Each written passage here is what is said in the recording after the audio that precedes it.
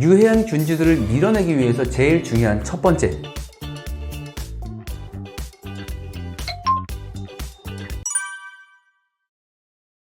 감히 말씀드리면 살이 찌는 원인은 정말 다양합니다. 유전적인 부분들도 있고 생활적인 부분들이나 여러 가지가 있지만 저는 그 중에서도 제일 중요한 거는 장이라고 말씀을 드려요.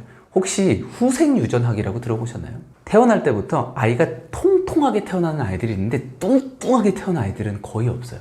태어나면서 뚱뚱한 사람은 없습니다. 언제 뚱뚱해져요? 나이가 들어가면서 생활 습관이, 생활 환경이 어떻게 되느냐에 따라서 내가 비만할 것인지 비만하지 않을 것인지가 정해지는데, 연구 결과가 하나 있었습니다. 무균질을 대상으로 정상 체중의 쥐의 미생물과 그 다음에 비만인 쥐의 미생물을 넣었더니 어떠한 결과가 나타났어요? 정상적인 쥐의 미생물을 분변을 이식을 받은 쥐는 멀쩡한 상태였어요.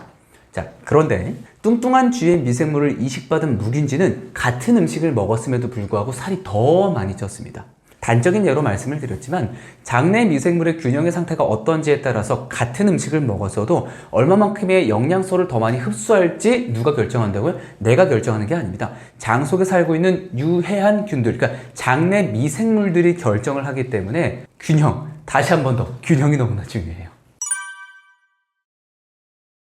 우리 몸에 뱃살 붙는 이유는 지방세포가 아무래도 배에 가장 많을 텐데, 혹시 여러분 스트레스 받을 때 막 단 거 당기시거나 스트레스 받을 때 음식이 막 당기지 않으세요? 막 드라마 보면은 막 저녁 시간에 와가지고 막 고추장에다가 콩나물에다 무쳐놓고 막 피고 먹잖아요.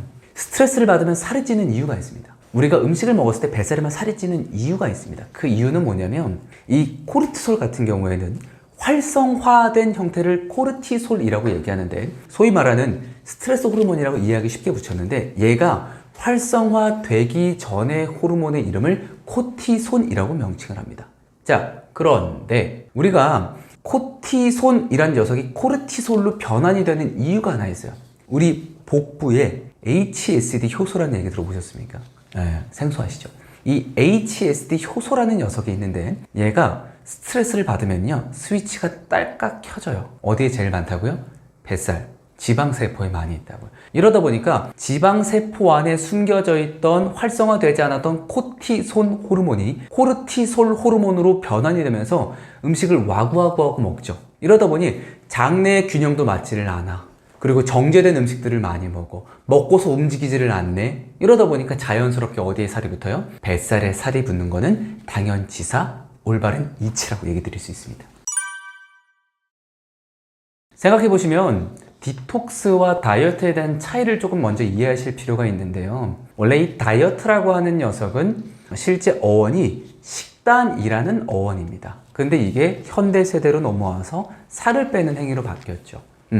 디톡스는 다들 잘 아시다시피 체내에 있는 독소를 빼는 걸 얘기합니다. 독소라고 얘기하면 내독소와 외독소, 환경에서 오는 독소와 체내에서 만들어지는 독소들 다양하게 있는데, 우리 지방세포란 녀석이 있잖아요. 지방세포가 어디에 제일 많이 포진해 있는 줄 아세요? 많은 분들은 엉덩이라고 생각하시는 분들이 있는데, 아무래도 복부에 가장 많은 지방세포가 포진해 있습니다. 이러다 보니까 우리가 안 좋은 습관을 계속 가지고 있어. 그러면 지방세포는 욕심이 많은 녀석이라서요, 최대 300배까지도 불어날 수 있는 특징을 가지고 있어요.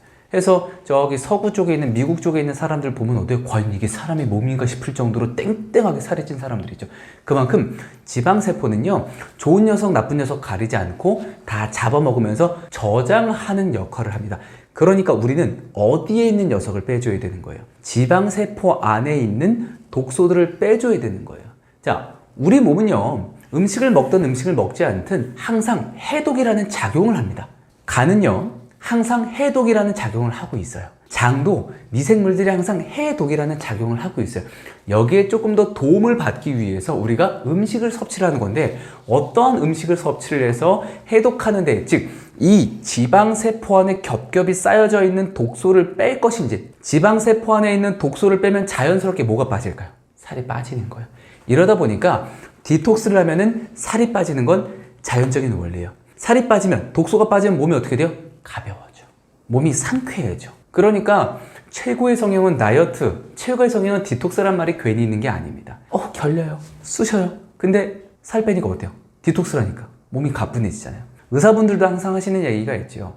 제일 먼저 하셔야 되는 거는 체중을 조금 감량하셔야 되는 겁니다 라고 하기 때문에 꼭 집에 있는 체중계에 올라가서 그 숫자를 보지 마시고요. 보건소에 가셔가지고 체성분 분석을 하신 다음에 내장 지방, 체지방량이 얼마인지 혹은 병원에 가셔서 트리글리세리드, 즉 중성지방 수치가 얼마인지를 꼭 피검사를 통해서 확인을 해보신 다음에 얘가 줄어드는 걸 확인해 보셔야 되는 거지 숫자가 줄어든다고 그게 의미가 있지는 않습니다. 꼭 내장지방 수치와 중성지방 수치가 줄어드는 거를 꼭 과다하다면 이게 줄어드는 걸 꼭 확인해 주세요.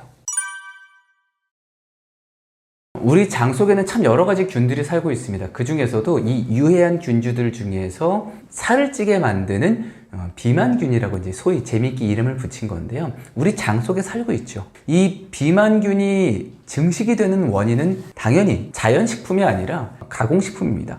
즉 음식이 안에서 부패할 수 있거나 소화가 더뎌서 이상 발효, 과다 발효가 생겨서 방구를 꼈는데 똑같은 방구여도 누구는 냄새가 정말 지독하게 나는 사람이 있고요. 누군가는 냄새가 안 나는 사람이 있어요. 어떠한 음식을 먹는지 내 장 상태가 어떤지에 따라서 방구를 꼈을 때에도 냄새가 다르잖아요. 음식을 먹었을 때에도 내 장 상태가 어떤지에 따라서 앞서 말씀드렸던 것처럼 똑같은 음식을 먹어도 살이 찔지 안 찔지는 이 균주들이 결정을 하는데 유해한 균주들을 밀어내기 위해서 제일 중요한 첫 번째, 제가 계속해서 발효식품이라고 말씀을 드리는데 발효식품도 오래 숙성시킨 녀석일수록 좋습니다. 자, 왜냐하면 잘 생각해 보세요. 내가 좋지 않은 습관으로 인해서 몇 해 동안, 몇 년 동안 긴 시간 동안 유해한 균주들이 장 속에 자리 잡고 있어. 얘는 뿌리 깊은 나무 같은 녀석들이에요. 그런데 뿌리 깊은 나무를 뽑아내기 위해서는 어떤 녀석이 와야 돼요? 뿌리를 뽑아낼 수 있는 강력한 균주를 섭취를 해주셔야 된단 말이에요.